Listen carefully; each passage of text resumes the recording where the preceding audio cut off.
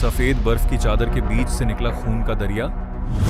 Antarctica के Taylor glacier से बहती लाल धारा ने दुनिया को चौंकाया। 100 साल से वैज्ञानिकों के लिए बना था जो सबसे बड़ा सिरदर्द, उस खूनी झरने का अब जाकर खुला है गहरा राज।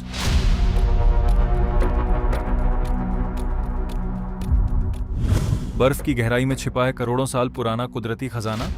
लोहे और ऑक्सीजन की जंग ने बदला पानी का रंग। बिना धूप और हवा के भी धड़क रही है ग्लेशियर के नीचे एक अलग ही दुनिया। माइक्रोब्स के जिंदा रहने की कहानी ने साइंस को हिलाया। मंगल ग्रह पर जीवन की खोज का अब अंटार्कटिका से खुलेगा रास्ता। खूनी झरने के भीतर छिपे रहस्यों से ब्रह्मांड के खुलेंगे दरवाजे। अंटार्कटिका की उस जमा देने वाली ठंड और चारों तरफ फैली सफेद बर्फ के बीच जब अचानक लाल रंग का झरना बहने लगता है तो देखने वालों की रूह कांप जाती है। करीब 1 सदी से दुनिया भर के भूवैज्ञानिक और रिसर्चर्स इस गुत्थी को सुलझाने में लगे थे कि आखिर इस वीरान और ठंडे महाद्वीप पर यह लाल रंग कहां से आ रहा है। लोग इसे कुदरत का करिश्मा या कोई डरावना संकेत मानते थे, लेकिन हकीकत इससे कहीं ज्यादा रोमांचक और वैज्ञानिक रूप से हैरान कर देने वाली निकली है। ये कोई सामान्य पानी का बहाव नहीं है, बल्कि ये उस पुराने राज का हिस्सा है जो लाखों सालों से बर्फ की सैकड़ों फीट मोटी परतों के नीचे दबा हुआ था। अब वैज्ञानिकों ने आधुनिक तकनीकों और सैटेलाइट्स की मदद से उस खजाने तक पहुंचने का रास्ता साफ कर लिया है जो इस झरने को खूनी रंग दे रहा है। आखिर बर्फ के नीचे ऐसा क्या है जो ऑक्सीजन के संपर्क में आते ही सुर्ख लाल हो जाता है? कैसे बिना सूरज की रोशनी के इस झरने के भीतर जीवन पनप रहा है? क्या ये खूनी झरना हमें दूसरे ग्रहों पर रहने वाले एलियंस के बारे में भी कोई सुराग दे सकता है? क्या ये अंटार्कटिका की गहराइयों में छिपे किसी विशाल पारिस्थितिक तंत्र की बस एक छोटी सी झलक है? हम आपको बताएंगे इस धमाकेदार खबर की पूरी कहानी, तो बने रहिएगा वीडियो पर। और इस संबंध में आपके जो भी विचार हों कमेंट में लिखकर जरूर बताइएगा। तो आखिर ये पूरा माजरा क्या है? अंटार्कटिका के टेलर ग्लेशियर से निकलने वाले इस लाल झरने को पहली बार साल 1911 में ऑस्ट्रेलियाई भूवैज्ञानिक ग्रिफिथ टेलर ने देखा था। उस समय उन्होंने सोचा था कि शायद ये लाल रंग किसी खास तरह की शैवाल यानी एल्गी की वजह से है, लेकिन जैसे जैसे समय बीता और साइंस आगे बढ़ी ये थ्योरी गलत साबित होती गई। अब 2025 से 26 के नए वैज्ञानिक दौर में यह साफ हो चुका है कि इस झरने का असली विलेन कोई पौधा नहीं बल्कि लोहा है। जी हां, ग्लेशियर के नीचे एक विशाल नमक के पानी की झील छिपी है जिसमें आयरन यानी लोहे की मात्रा बहुत ज्यादा है। जब ये पानी बर्फ की दरारों से बाहर निकलता है और हवा की ऑक्सीजन से मिलता है तो इसमें जंग लग जाती है और ये गहरा लाल हो जाता है। ये बिल्कुल वैसा ही है जैसे लोहे की किसी पुरानी चीज पर जंग लगने से उसका रंग बदल जाता है। लेकिन कहानी सिर्फ इतनी नहीं है, बल्कि इसके पीछे करोड़ों साल का वो इतिहास है जिसने अंटार्कटिका को दुनिया की सबसे रहस्यमयी जगह बना दिया है। इस रहस्य की गहराई में उतरें तो पता चलता है कि करीब 15 से 20 लाख साल पहले अंटार्कटिका का ये हिस्सा समुद्र के नीचे हुआ करता था। जब समुद्र का स्तर गिरा और ग्लेशियर बनने शुरू हुए तो समुद्र का एक बड़ा हिस्सा बर्फ के नीचे ही कैद हो गया। ये कैद हुआ पानी समय के साथ और भी ज्यादा नमकीन और भारी होता गया। क्योंकि ये पानी बर्फ के नीचे बिल्कुल सील था, इसीलिए इसमें न तो धूप पहुंची और न ही ताजी हवा। नतीजा ये हुआ कि इस झील के पानी में लोहे के कण जमा होते रहे। अब जब ये पानी बाहर आता है तो ये किसी टाइम कैप्सूल की तरह व्यवहार करता है।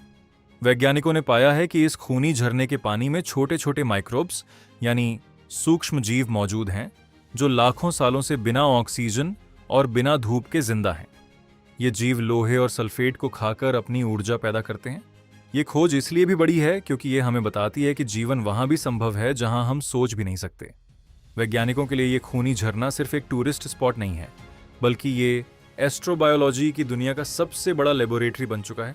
अगर अंटार्कटिका की इतनी कठोर परिस्थितियों में बर्फ के सैकड़ों फीट नीचे जीवन फल फूल सकता है तो क्या मंगल ग्रह या बृहस्पति के चंद्रमा यूरोपा पर भी ऐसा ही नहीं हो सकता? यूरोपा पर भी बर्फ की मोटी परत के नीचे नमकीन समुद्र होने के संकेत मिले हैं। अंटार्कटिका का ये खूनी झरना हमें सिखा रहा है कि अगर हम ब्रह्मांड के दूसरे हिस्सों में जीवन खोजना चाहते हैं तो हमें अपनी पुरानी धारणाएं बदलनी होंगी। 2025 में नासा और इसरो जैसे स्पेस एजेंसियां इस झरने के डेटा का इस्तेमाल अपने भविष्य के मिशनों के लिए कर रही हैं। ये झरना हमें बता रहा है कि कुदरत ने जीवन को बचाने के लिए कैसे कैसे अद्भुत रास्ते निकाले हैं। अब जरा इस झरने की बनावट और इसके बहाव को समझिए। टेलर ग्लेशियर के नीचे का ये पानी इतना नमकीन है कि ये अंटार्कटिका की -17 डिग्री सेल्सियस जैसी कड़ाके की ठंड में भी नहीं जमता। नमक पानी के जमने के तापमान को कम कर देता है, जिससे ये तरल बना रहता है। जब ग्लेशियर की बर्फ पिघलती है और नीचे दबाव बढ़ता है तो ये नमकीन पानी ऊपर की तरफ आता है और दरारों से बाहर निकलने लगता है। इस पूरी प्रक्रिया को समझने के लिए वैज्ञानिकों ने रेडियो इको साउंडिंग तकनीक का इस्तेमाल किया है, जिससे ग्लेशियर के अंदर का पूरा नक्शा तैयार किया गया। इसमें पता चला कि ग्लेशियर के नीचे पानी के रास्तों का एक बहुत ही जटिल नेटवर्क बना हुआ है।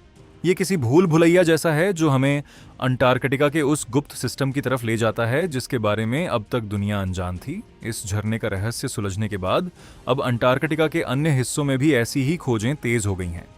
वैज्ञानिकों को डर है कि जैसे जैसे ग्लोबल वार्मिंग की वजह से अंटार्कटिका की बर्फ पिघल रही है, वैसे वैसे बर्फ के नीचे दबे ऐसे और भी रहस्य बाहर आ सकते हैं जो मानव जाति के लिए नए खतरे या नई खोजें साबित होंगे। खूनी झरने का लाल रंग हमें चेतावनी दे रहा है कि अंटार्कटिका सिर्फ बर्फ का एक बेजान टुकड़ा नहीं है, बल्कि ये एक जीता जागता और बदलता हुआ महाद्वीप है। 2026 की ताज़ी रिसर्च ये भी बताती है कि इस झरने के पानी के साथ निकलने वाले माइक्रोब्स का जेनेटिक स्ट्रक्चर बहुत ही पुराना है, जो शायद धरती के शुरुआती जीवन के बारे में भी बहुत कुछ बता सकता है। ये एक ऐसी खिड़की है जो हमें सीधे लाखों साल पीछे अतीत में ले जाती है। यहाँ हमें यह भी सोचना होगा कि भारत जैसे देश के लिए ये रिसर्च क्यों जरूरी है। भारत के अंटार्कटिका में अपने 2 रिसर्च स्टेशंस हैं, मैत्री और भारती। भारतीय वैज्ञानिक भी इन बर्फीली गहराइयों में छिपे रहस्यों को समझने के लिए दिन रात मेहनत कर रहे हैं। खूनी झरने जैसी खोजें हमें यह समझने में मदद करती हैं कि कैसे जलवायु परिवर्तन अंटार्कटिका के इकोसिस्टम को बदल रहा है। अगर अंटार्कटिका की बर्फ के नीचे दबी ये झीलें बाहर आने लगीं, तो इनसे निकलने वाले केमिकल्स और जीव दुनिया के समुद्री स्तर और पर्यावरण पर गहरा असर डाल सकते हैं। भारत की नज़रें भी इन बदलावों पर टिकी हैं क्योंकि हमारे देश की मानसून प्रणाली और समुद्री सुरक्षा का सीधा संबंध अंटार्कटिका की बर्फ से जुड़ा है। इस पूरे घटनाक्रम में जो सबसे रोमांचक मोड़ है वो है इंसानी जज्बा। 100 साल पहले जब ग्रिफिथ टेलर ने इस झरने को देखा था तो उनके पास सिर्फ एक कंपास और कुछ बेसिक औजार थे, लेकिन आज हमारे पास AI powered drone, satellite imagery और एडवांस केमिकल एनालिसिस टूल्स हैं। इन उपकरणों ने उस पर्दे को हटा दिया है जिसने इस झरने को खूनी और डरावना बना रखा था। विज्ञान ने साबित कर दिया है कि जिसे हम चमत्कार या डर की नज़र से देखते हैं, उसके पीछे प्रकृति का एक बहुत ही सटीक और सुंदर गणित होता है।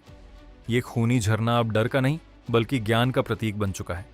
कहानी का सार ये है कि अंटार्कटिका का ये खूनी झरना हमें विनम्र होना सिखाता है। ये बताता है कि धरती माँ के पास अभी भी ऐसे कई राज्य हैं जिन्हें हम पूरी तरह नहीं जानते। ये हमें याद दिलाता है कि विज्ञान की खोज कभी खत्म नहीं होती, हर जवाब अपने साथ 10 नए सवाल लेकर आता है। आज हमने ये जान लिया कि पानी लाल क्यों है, लेकिन अब हम ये जानना चाहते हैं कि वहाँ और क्या क्या छिपा है। क्या वहाँ कोई ऐसा खनिज है जो दुनिया की ऊर्जा ज़रूरतों को पूरा कर सके, या क्या वहाँ कोई ऐसा वायरस छिपा है जो सदियों से सोया हुआ है? ये सवाल ही हमें आगे बढ़ने और रिसर्च करने की प्रेरणा देते हैं। तो दोस्तों, इस अंटार्कटिका के खूनी झरने की हकीकत जानकर आपको क्या लगता है? क्या आपको लगता है कि कुदरत के ऐसे और भी कई डरावने दिखने वाले रहस्यों के पीछे विज्ञान का कोई सीधा जवाब छिपा होगा? क्या भारत को भी अंटार्कटिका में अपनी रिसर्च और भी ज्यादा बढ़ानी चाहिए? और क्या मंगल ग्रह पर जीवन की खोज में यह झरना वाकई सबसे बड़ी मदद साबित होगा? अपनी राय कमेंट्स में लिखकर जरूर बताइएगा। आपके कमेंट्स हमें नई ऊर्जा देते हैं। और हाँ, अगर आपको ये वीडियो पसंद आया हो तो इसे लाइक करें और अपने दोस्तों के साथ शेयर जरूर करें ताकि हर किसी को विज्ञान के इस अद्भुत चमत्कार के बारे में पता चल सके।